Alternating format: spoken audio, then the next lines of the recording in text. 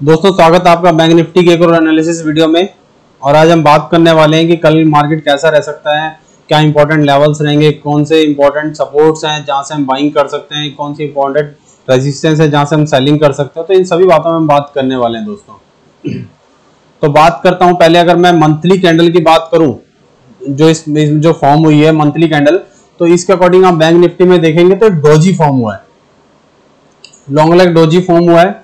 और ये बहुत अच्छा कैंडल होता अगर ये जो प्रीवियस डे के जो इसने हाई तो क्रॉस किया ही तब ऊपर सस्टेन अगर होता, तब तो ये एक और लाइफ टाइम हाई एक और लगाने के लिए इसका रन स्टार्ट हो जाता।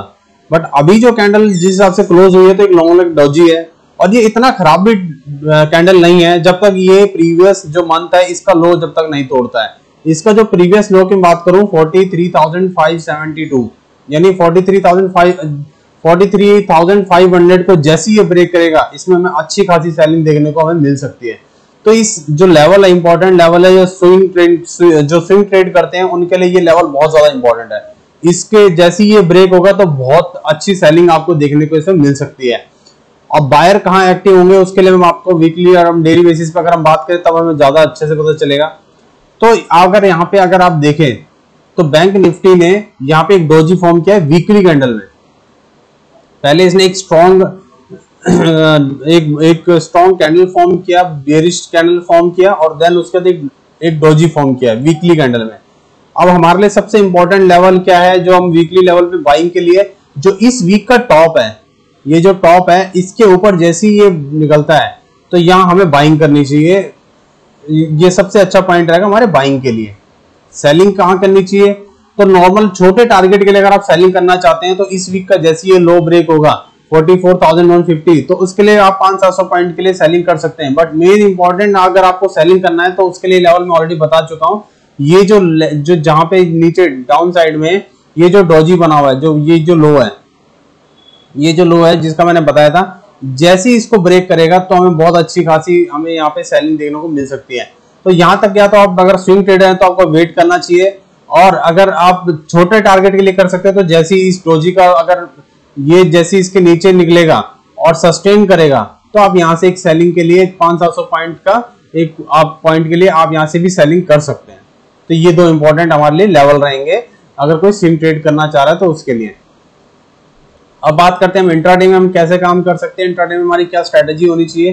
तो इंट्राडे की अगर मैं बात करूं तो इंट्राडे में इसने एक सस्पिशियस कैंडल फॉर्म किया है। सस्पिशियस कैंडल इसलिए है क्योंकि ये एक इसने ना तो प्रीवियस डे का मैं बात करूं तो इसको प्रीवियस डे का हाई भी क्रॉस नहीं किया है, इस हिसाब से ऑलमोस्ट वहीं पे ही गया और वहां से फिर डाउन साइड आया और प्रीवियस डे का लो भी इसने नहीं तोड़ा है।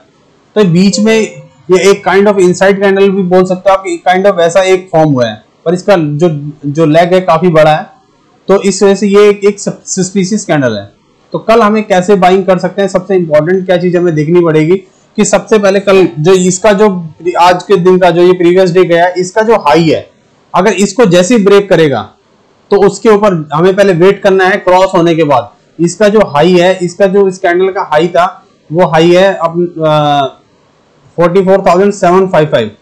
तो हमें क्या वेट करना है 755 की नहीं, हमें 805 जो लेवल है 805 के ऊपर जैसे ये मार्केट निकलेगा यहां से हमें एक बाइंग की पोजीशन बनानी पड़ेगी। क्योंकि यहाँ पे इस जो अगर आप एकदम लो को क्रॉस करते अगर बाइंग करोगे तो हो सकता है आप ट्रैप हो सकते हो। तो आप 44,805 जैसे ही क्रॉस करेगा तो आप यहां से एक बाइंग अपॉर्चुनिटी देख सकते हैं। मान लेते हैं अगर ये सीधा गैप अप ही हो जाता है इस पॉइंट के ऊपर, या अगर यहीं कहीं ओपन होता है तो उसके लिए हमारे पास अगर फ्लैट ओपन होता है तो उसके लिए पहला पॉइंट हमारा 44,805 है, जहां से क्रॉस करते ही हम बाइंग कर लेंगे। अब ये अगर इसी 44,805 के आसपास ही कहीं से अगर ओपन होता है, गैप अप ओपन हो जाता है, तो उसके लिए फिर हमें क्या करना पड़ेगा, हमें वेट करना पड़ेगा पहले वहां पे क्या प्राइस एक्शन फॉर्म कर रहा है। अगर वहां पे कोई पॉजिटिव प्राइस एक्शन फॉर्म करता है तो हमें एक छोटे से स्टॉप लॉस के साथ, हमेशा एक बात ध्यान रखना मार्केट में कि हमें हमेशा ऐसी जगह बाइंग करनी चाहिए जहां पे हमारे पास स्टॉप लॉस बहुत छोटा हो। जब हमारा स्टॉप लॉस छोटा होगा तो ऑटोमेटिकली अगर हमारा टारगेट छोटा भी होगा तो भी हमें कोई इश्यू नहीं, और फिर अगर हम बड़ा टारगेट के लिए वेट करते तो हमें काफी अच्छा उसमें प्रॉफिट हो सकता है। तो अगर गैप अप ओपन हो जाता है तो वहां पे अगर कोई पॉजिटिव प्राइस एक्शन बनाता है तो उसके लिए उसके बाद हमें वेट करना है 45,032 का। ये हमारा पहला टारगेट होना चाहिए। अगर आप पॉजिटिव प्राइस एक्शन कोई फॉर्म करता है तो पहला टारगेट हमारा ये होगा, फर्स्ट टारगेट।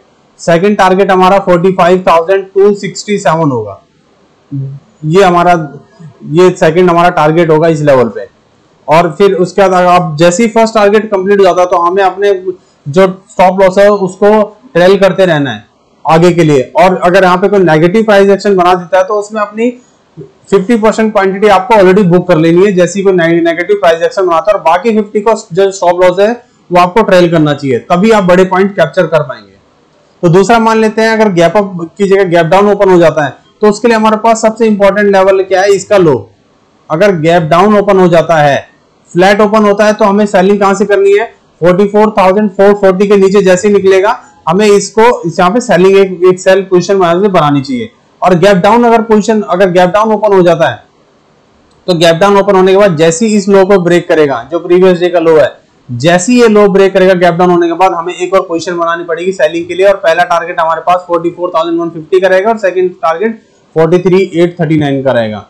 मैं ऑलरेडी बता चुका हूं कि स्विंग जो स्विंग ट्रेड करते हैं उनके लिए सबसे इंपॉर्टेंट लेवल है जो स्विंग ट्रेड कर रहे थे उसके लिए इंपॉर्टेंट लेवल क्या रहेगा, उनके लिए सबसे इंपॉर्टेंट लेवल रहेगा 43,500। 43,500 जैसे ही ब्रेक करेगा आप यहां से अच्छी सेलिंग पोजीशन आप अपनी और क्रिएट कर सकते हैं और आप अच्छा प्रेशर आप देखने को मिलेगा।